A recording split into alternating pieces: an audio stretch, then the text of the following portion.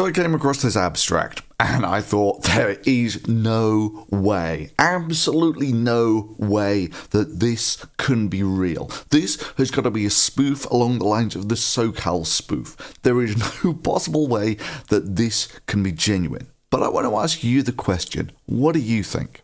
This is the abstract of carbon fiber masculinity, disability, and surfaces of homosociality. This article examines material economies of carbon fiber as a prosthetic form of masculinity. This paper advances three main arguments. Firstly, carbon fiber can be a site in which disability is overcome, an act of overcoming that is effected through masculinized technology. Secondly, carbon fiber can be a homosocial surface. That is, carbon fiber becomes both a surface extension of the self and third-party mediator in homosocial relationships, a surface that facilitates intimacy between men in a way that devalue femininity in both males and female bodies.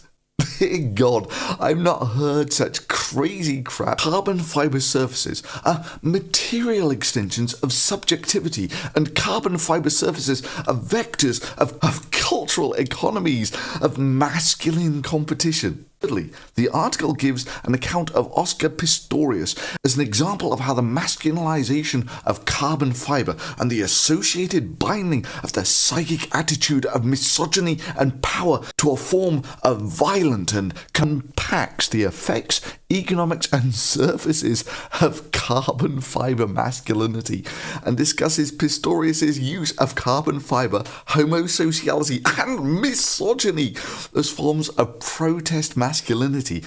Counterpoint the surrealism of the underlying metaphor.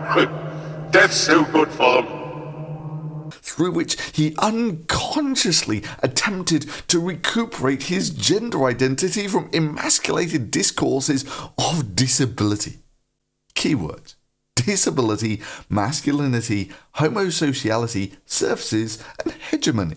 Believe it or not, that's not actually Tumblr. This is an academic paper from Goldsmiths University, and yeah, that's the same Goldsmiths University had that crazy woman, Baha Mustafa or whatever, who was arrested for hate speech after telling everyone that there was no way that she could be racist because she wasn't white.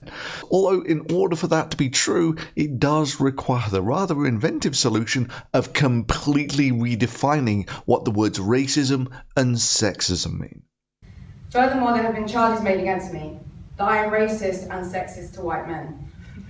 I want to explain why this is false.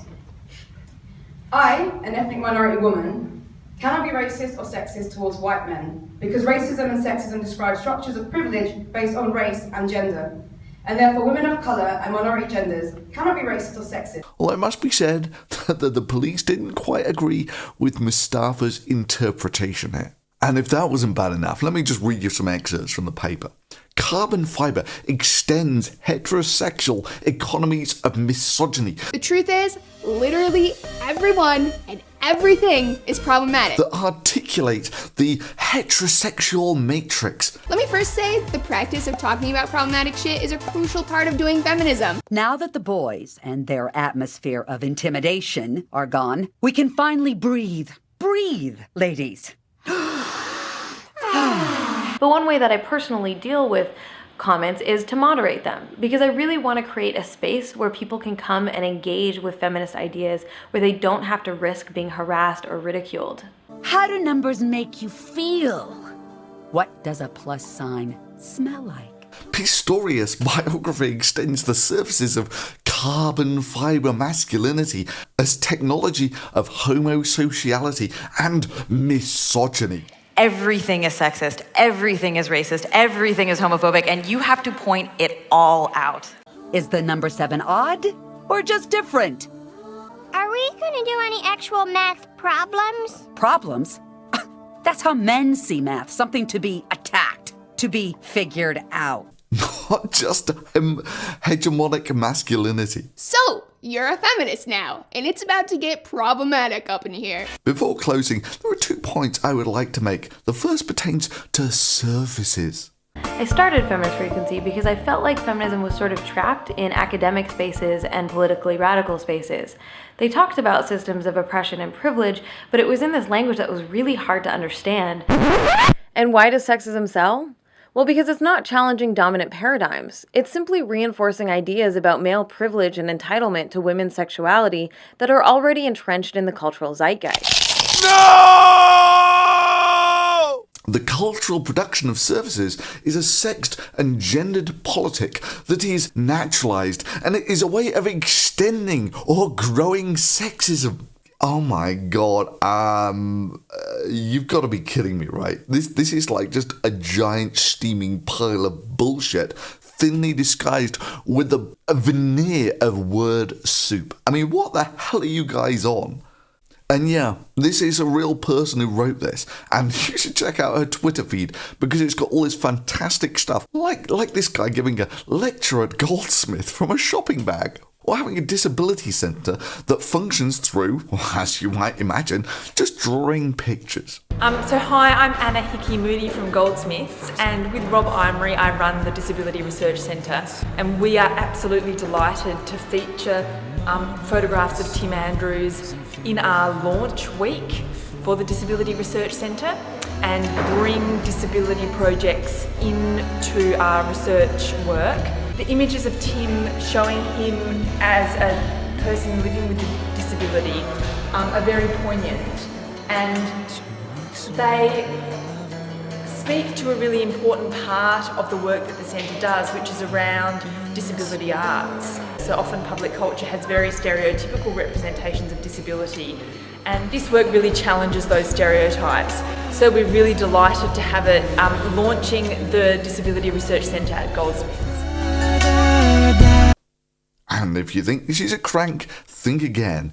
Anna is the head of the PhD in Art and Learning at the Centre of Art and Learning, where she leads the research collaborations of an interdisciplinary team of practitioners and researchers. And if you're wondering exactly what that looks like, I've got news for you. It looks like this. This visual representation captures the work of over 120 postgraduate and undergraduate students within the Department of Educational Studies. I mean, let me just put this into perspective. Back in the day, we had a room full of PhDs, and they patted themselves on the back and said, "Job well done," when they managed to land man on the moon. And now we have a room full of PhDs, 120 or so of them, who are patting themselves on the back for finger painting. Sounds like you're trying to derail our self-esteem engine. Let's sing it back on the tracks. The best thing I can ever be is to be okay with me. Me! And yeah, that's pretty much exactly the crap you would expect when you start to prioritize feelings over achievements. The second burn takes the crew of Apollo 8 where no men have ever been. Deep space. There was no way that the Earth's gravity could hold us back any longer.